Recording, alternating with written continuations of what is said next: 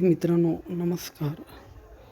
आज आपण राष्ट्रीय उत्पन्नाच्या संकल्पना कॉन्सेप्ट ऑफ नॅशनल इन्कम याबाबत चर्चा करणार आहोत. राष्ट्रीय उत्पन्नाच्या 6 संकल्पना आहेत.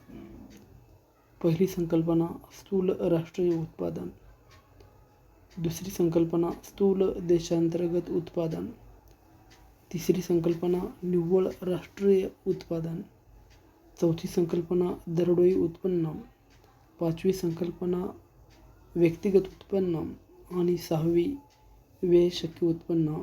अशा या 6 संकल्पना यामध्ये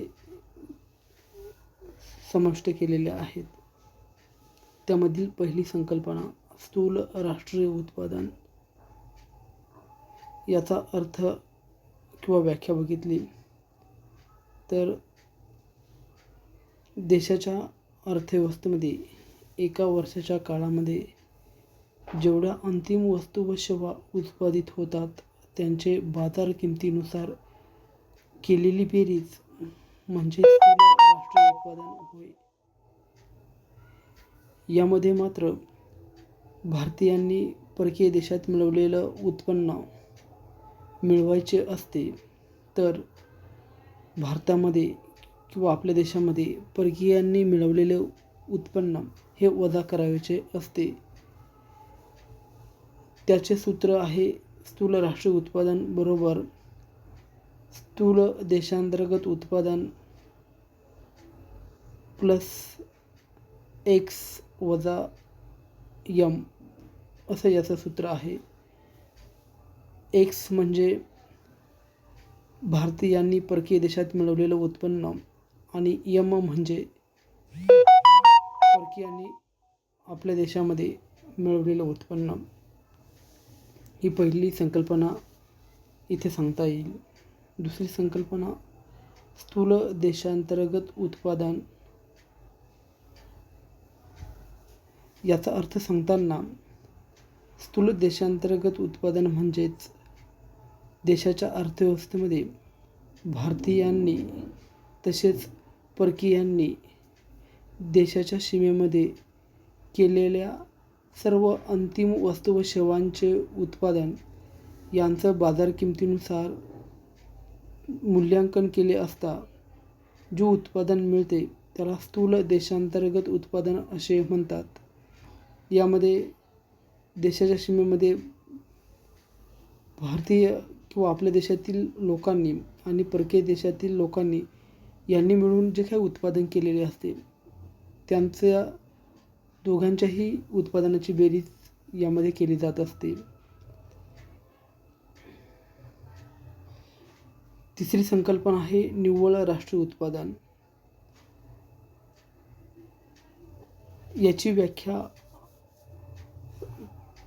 सांगताना स्थूल राष्ट्रीय उत्पादनातून घसारा खर्च वजा केला असता जे उत्पादन शिल्लक राहते त्याला निव्वळ राष्ट्रीय उत्पादन असे म्हणतात. वस्तूंचं उत्पादन करताना भांडवली वस्तूंचा जो काही घसारा होतो त्याच्यावर जो काही खर्च केला जातो तो घसारा खर्च एकूण उत्पादनातून वजा केला असता जे उत्पन्न किंवा उत्पादन शिल्लक राहते त्याला निव्वळ राष्ट्रीय उत्पादन असं म्हटलं जातं आहे. हे त्या देशाचं वास्तव उत्पन्न म्हणून मिळत असते. मात्र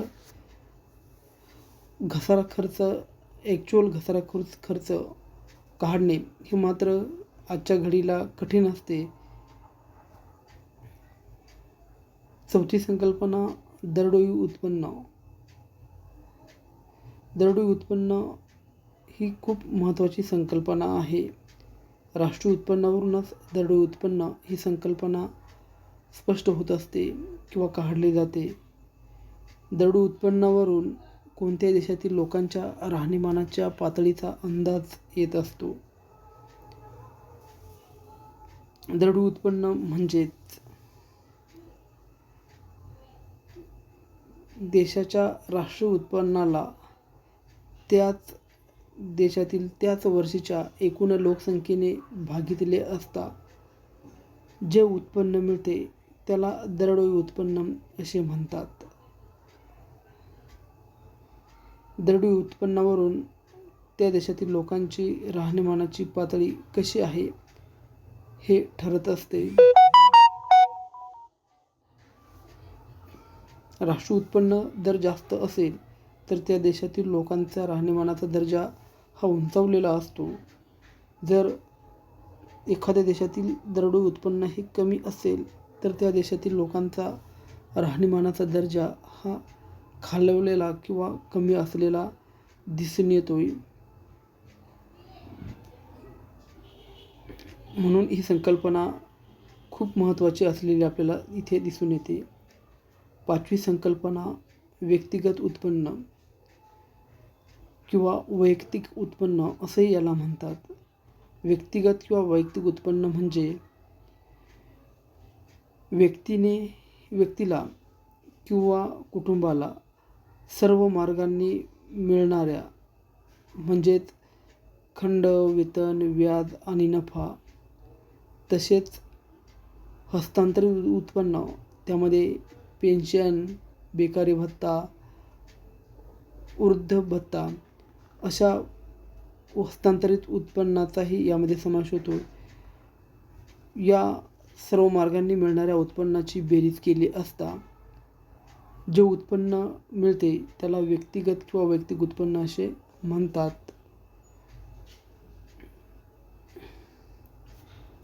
आणि 6वी संकल्पना व्यय शक्य उत्पन्न,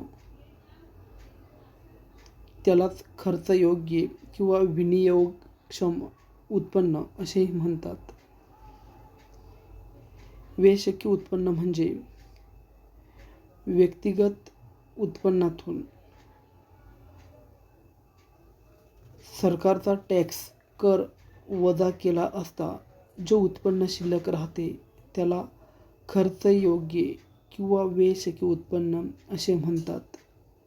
व्यक्तीला मिळालेलं सर्वच्या सर्व उत्पन्न तो खर्च करू शकत नाही, तर त्यामधून सरकारला विशिष्ट असा कर भरावा लागतो. ती कराची रक्कम वजा जाता जे काही उत्पन्न शिल्लक राहते त्याला व्यय शक्य उत्पन्न असे म्हणतात. म्हणून त्याचं सूत्र व्यय शक्य उत्पन्न बरोबर वैयक्तिक उत्पन्न वजा टॅक्स कर. पुढे जाऊन त्याचं सूत्र असं पण तयार होतं आहे की व्यय शक्य उत्पन्न बरोबर उपभोग खर्च अधिक बचत, असंही सूत्र या व्यय शक्य उत्पन्नाचं तयार होत असतं. अशा पद्धतीने राष्ट्रीय उत्पन्नाच्या संकल्पना या आपण इथं बघितलेल्या आहेत. थँक्यू.